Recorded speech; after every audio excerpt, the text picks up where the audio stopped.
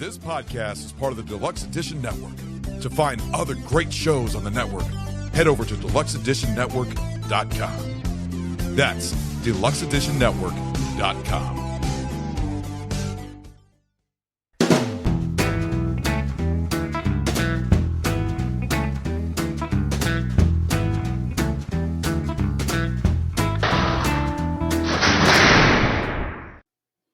What is going on, and welcome to Take on the World Lockup.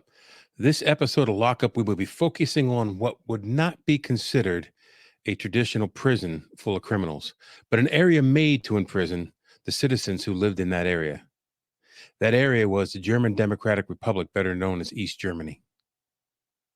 It goes without saying that World War II changed the face of the world in many ways. After World War II, a divided world tried to start the healing process, but a new crisis was brewing in Berlin. Post-World War II Berlin was split by the Allied powers, who each controlled a portion of Berlin and Germany. In 1945, the whole of Germany was divided into 4 zones. The Soviets controlled East Berlin and significant portions of East Germany. The American controlled the southwestern part of Berlin and a substantial portion of southern and southwestern parts of Germany. The British-controlled zone was the northwestern part of Berlin and the areas of the northern and northwestern Germany. The French zone was the northernmost part of Berlin and parts of southwestern and western Germany. Each of the Allies was responsible for administering and governing the respective zones. In June of 1948, the Soviet Union blockaded all the land and water access to the Western Allied-controlled parts of Germany. This led to the Berlin Airlift. It was a massive humanitarian effort by Western Allies to supply the people who had been cut off by the blockade. This airlift marked a significant early point in divisions of East and West Germany. The Soviet control over East Germany was like a stranglehold. They exerted political control, which shaped the political landscape. They formed the SED, the Socialist Unity Party of Germany. By October 1949, the German Democratic Republic was officially proclaimed, becoming an independent state under Soviet influence, controlling economic policies influenced by the Soviet model of a planner economy. This included the state ownership of industries and the collectivization of agriculture. The Soviet whole was so tightly controlled and directed by the government with very little room for private enterprise. The East German government, under Soviet guidance, established a comprehensive security apparatus, creating the Ministerium für Staatssicherheit, the Ministry of State Security, better known as the Stasi. The Stasi was one of the most extensive and intrusive intelligence and secret police in the Eastern Bloc. They monitored and suppressed any opposition or dissent. The Soviet military presence was substantial, not only solidifying Soviet influence, but also serving as a strategic buffer during the early years of the Cold War. Political dissidents were imprisoned, surveilled, and harassed. Travel, both within the country and internationally, was heavily restricted. Communication was restricted, monitored, and censored to control information flow between East and West Germany. Both education and the media were tightly controlled to promote socialist and communist propaganda. On August 13, 1961, the Berlin Wall began construction, becoming a symbol of division between East and West Germany. While the wall was said by East German authorities to protect East Germany from fascist elements, its true purpose was to prevent the mass exodus of citizens to the west. The wall's height was about 11.8 feet. This concrete barrier was designed not only to prevent people from climbing over the wall, but to deter them from even trying. The thickness of the wall varied, but the concrete segments were typically about 11.8 inches thick. In addition to the concrete structure, the Berlin Wall had various security features. These included guard towers, barbed wire, a death strip between 2 parallel walls, and other obstacles. The overall design was intended to make it extremely difficult for people to cross from East Berlin to West Berlin. Anyone caught in the death strip was shot without question. The most iconic escape from East Germany was that of an East German border guard, Konrad Strusemann, on August 15, 1961. Just days after the construction of the wall began, this 19-year-old border guard was with a group of fellow soldiers setting up barbed wire barrier to block the border. Schumann was carrying his submachine gun, saw an opening, and sprinted across the border. Schumann leapt over the barbed wire and landed safely in West Berlin. This incident was captured by a photographer with this iconic photo. The most famous mass escape from East Germany was October 3rd and 4th of 1964.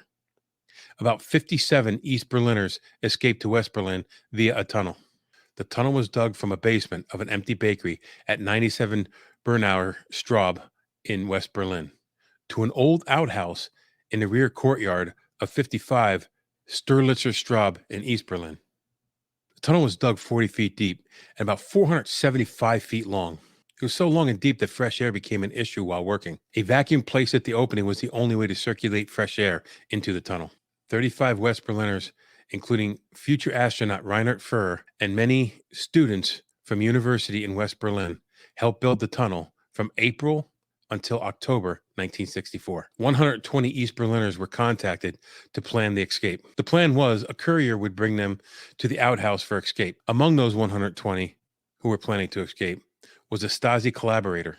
At midnight on October 4th, the second night of fleeing, two Stasi officers in plain clothes presented at the entrance, claiming they wanted to flee, but they had to go get a friend who wanted to flee with them. When they came back, they returned with border guards. One of the helpers, Christian Zobel, shot at the guards and hit Egon Schultz in the shoulder. He fell to the ground, and while he was trying to get up, he was shot and killed accidentally by one of his fellow officers. Of course, the East German press reported the propaganda as West Berlin terrorists had murdered a border guard. The story was repeated time and time again to bolster the communist agenda. The truth did not come out until after the reunification of Germany. Christian Zobel wrongly believed that he had killed Schultz up until his death in 1980. The fall of the Berlin Wall was inevitable, and this would also change the world forever. The fall was brought about by several key events. Reforms in the Soviet Union, as Soviet leader Mikhail Gorbachev implemented a policy of openness, glasnost, and reconstruction, perestroika, in the Soviet Union, leading to more relaxed atmosphere in Eastern Europe. In 1989, pro-democracy movement and protests against communist regimes gained momentum in various Eastern European countries. In Poland, the Solidarity Trade Union played a crucial role in pushing for political reforms and eventually achieving semi-free elections. In 1989, Hungary began dismantling its border fence with Austria, allowing East Germans and others to escape to the West. This opened a path for those seeking to leave East Germany. Starting in September of 1989, East Germany experienced a wave of peaceful protests demanding political reforms and the right to travel freely. On October 9th, 1989, a large protest in East Berlin drew hundreds of thousands of people, marking a turning point. The East German government, led by Erich Honecker, resigned in October 1989. This marked a significant political change. On November 9th, 1989, East German authorities unexpectedly announced travel restrictions would be softened and that citizens could cross into West Berlin. However, it was communicated poorly. The softened restrictions meant that visa process would be softened, not that there would be free movement. It seemed as though no one actually knew what was going on. Crowds began gathering at the Berlin Wall, celebrating what they thought was a newfound freedom, to the point where people began dismantling parts of the wall, allowing free movement between East and West Berlin. The fall of the Berlin Wall led to widespread celebrations and peaceful demonstrations. East and West Germans embraced, and there was an atmosphere of euphoria. The fall of the Berlin Wall set in motion a series of events that ultimately led to the reunification of Germany. In October 1990, Germany was reunified as one nation, officially ending the division that had persisted since the end of World War II. The fall of the Berlin Wall was a monumentous event symbolizing the end of division between East and West Germany and the collapse of the Eastern Bloc. It also signified the beginning of the end of the Cold War. It had a profound impact on the reunification of Germany and the reshaping of the political landscape in Europe. There were some small pockets of support for communist and socialist ideologies in the former East Germany. However, their influence was greatly diminished. From 1948 to 1989, German citizens were held captive by the Soviet-influenced East German authorities, making it one of the largest prisons ever. I'm old enough to remember when United States President Ronald Reagan stood within feet of the Berlin Wall on June 12, 1987, and had his famous Mr. Gorbachev tear down this wall speech. I remember watching on TV when East German and West German citizens came together and started tearing down pieces of the wall. Often on Lockup, I talk about prisons that'll hold criminals and protect people from the criminals behind those walls. In this case, the wall was built to incarcerate people who had no other crime other than living on the wrong side of town. We've taken on the lockup known as East Berlin. Now you go take on the world, but don't get locked up doing it. This podcast is part of the Deluxe Edition Network. To find other great shows on the network, head over to deluxeeditionnetwork.com. That's deluxeeditionnetwork.com.